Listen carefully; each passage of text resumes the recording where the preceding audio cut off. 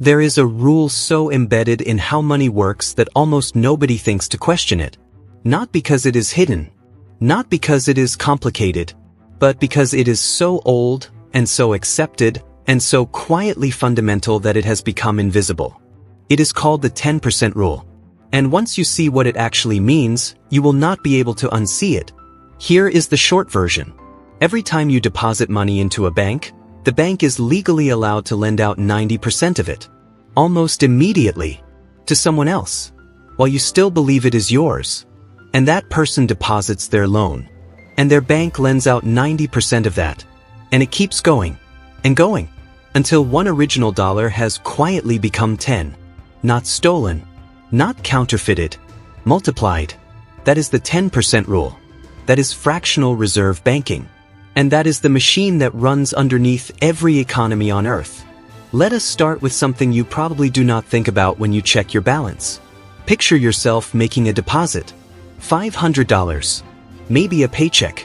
Maybe savings you worked 3 weeks to put together. You tap confirm, and you feel something small but real. Security. That money is yours. It is there. It is not there. The moment that deposit settles, your bank begins doing something with it. Something legal. Something intentional. Something they have been doing for over 300 years. They lend it out. Not all of it. They keep a slice. Historically, in the United States, that slice was 10%. The rule was simple. Banks had to hold back $1 for every 10 they touched. The rest was theirs to deploy. Into mortgages, car loans, business lines of credit, student debt, the entire lending economy. Your $500 stays on your statement. The number does not disappear. You can still see it, still spend it, still transfer it. But somewhere else, $450 of it is now somebody else's loan. And here is where the math gets strange. That borrower deposits their loan into their bank, and that bank keeps 10% and lends the rest. And the next bank does the same. The same original deposit, traveling through the system, being relent at every stop, multiplying with each pass. By the end of the chain, somewhere between 5 and 10 times the original deposit exists as circulating credit in the economy. $1, $10 worth of claims. That is not a rounding error. That is the design. Now you might be wondering how this ever seemed like a reasonable idea to anyone. Go back to London in the 1600s. There are no banks as we know them. There are goldsmiths. People who work with precious metals and happen to have very secure storage. And because they have secure storage, people start leaving their gold with them for safekeeping. The goldsmith gives you a paper receipt. A note saying your gold is here, it is yours, come get it anytime. Those notes start being traded. Merchants figure out they do not need to carry actual gold to do business. The receipt is easier. The receipt becomes money. The goldsmiths notice something. Not everyone comes back for their gold at the same time. Most of the gold just sits there, day after day. So they start doing something quiet. They lend out some of the gold they are holding for other people. They charge interest on it. They collect profit on assets that technically belong to someone else. For a while, it works beautifully, until it does not. One bad harvest. One rumor. One afternoon where too many people decide they want their gold back at the same time. The goldsmith cannot cover it. He does not have enough. Because he lent it out. That moment, that panic, that rush to the door, became the template for every financial crisis in modern history. They call it a bank run. And the entire architecture of modern central banking, deposit insurance, reserve requirements, liquidity ratios, all of it exists because of that one terrible afternoon in a goldsmith's shop 400 years ago. The 10% rule was not born from greed. It was born from experience. It was the system's attempt to answer one question. How much do you need to keep in reserve so that the whole thing does not collapse the moment people get nervous? The answer they landed on was 10%. Whether that was enough is a different conversation. Here is where the story takes a turn most people do not know about. In March of 2020, the Federal Reserve eliminated the reserve requirement entirely.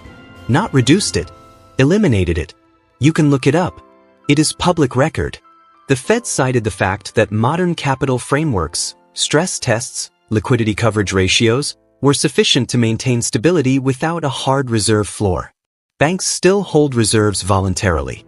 Regulators still impose capital requirements. The system did not simply dissolve overnight. But the symbolic weight of that decision is hard to overstate. For over a century, 10% was the floor. The rule. The thing people could point to and say, at minimum, this much is guaranteed to be there. Now the floor is technically zero. The average person does not know this happened. The average person still imagines their money sitting in a vault. And the gap between what people believe and how the system actually functions is enormous. And that gap is not just philosophical. That gap is where risk accumulates. Let us talk about what happens when the math stops working. The year 2008. By the mid-2000s, the 10-to-1 ratio was not just a banking tool. It was a philosophy, a culture, an assumption baked into every layer of a system that had spent decades building leverage on top of leverage. Mortgage-backed securities, collateralized debt obligations, credit default swaps, products built on claims, built on other claims, built on the expectation that housing prices would never fall nationally at the same time. At the peak, some institutions were not operating at 10-to-1. They were operating at 30-to-1, 40-to-1. Lehman Brothers, when it filed for bankruptcy in September of 2008, had roughly $691 billion in assets against approximately $22 billion in equity. 30-to-1. $30 of obligation for every single dollar of real cushion. When the mortgages beneath all of that started failing, there was no room to absorb the shock. No buffer. The math did not care about the models. It did not care about the confidence. It did not bend. It snapped. And ordinary people who had never heard the words collateralized debt obligation watched their retirement accounts lose 40% in a single year. Here is the irony worth sitting with. The same mechanism that caused 2008 is the same mechanism that built the decades of prosperity that came before it. The leverage that nearly destroyed the global economy was the same leverage that funded the businesses, the mortgages, the expansions that millions of people built their lives on. You cannot separate the upside from the downside. They come from the same source. Banks do not just hold and lend money. They create it. Not by printing. Not by anything illegal. By lending. When a bank approves a mortgage, it is not reaching into a drawer of existing deposits and handing them over. It is crediting your account and recording a corresponding liability. The money did not exist before the loan was made. It exists now. And when you finish paying it off, in an accounting sense, it will cease to exist again. The Bank of England said this plainly in a 2014 paper. Most money in the modern economy is created by commercial banks making loans.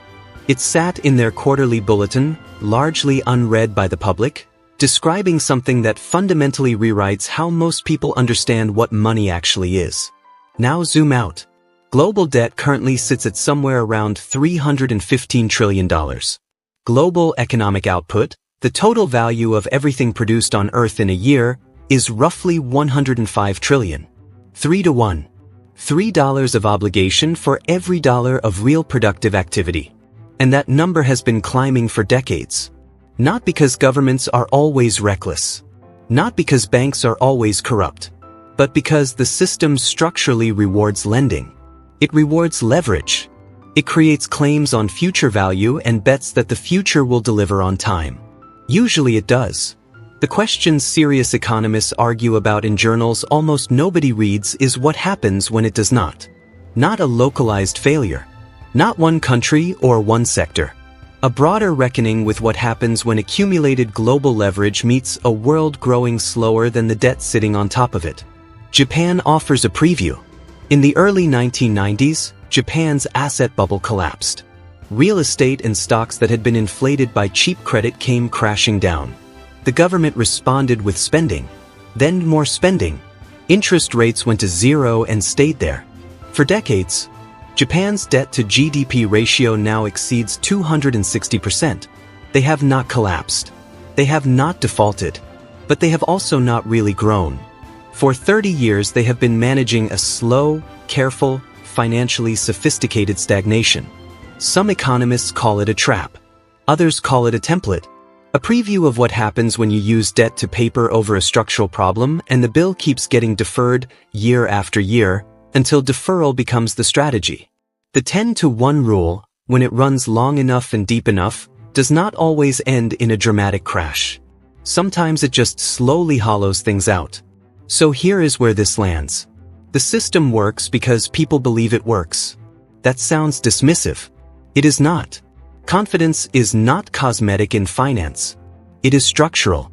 The entire architecture of modern credit rests on the collective belief that the claims are real, that the money will be there, that the future will pay for what the present has borrowed. And for most of modern history, that belief has been rewarded. But belief is not a balance sheet. Leverage is just a multiplier. It multiplies gains. It multiplies losses. It multiplies the consequences of being wrong at exactly the wrong moment. The 10% rule is not sinister. It is not a conspiracy. It is not even a mistake. It is the terms of a deal. A deal that every person with a bank account has quietly agreed to without ever being shown the fine print. The question worth sitting with is not whether the system will last. Probably it will. Probably longer than any of us expect. The real question is simpler and harder than that. Do you actually understand what you are inside of? Because there is a difference between trusting something and understanding it. And in finance, that difference has a habit of showing up at the worst possible moment.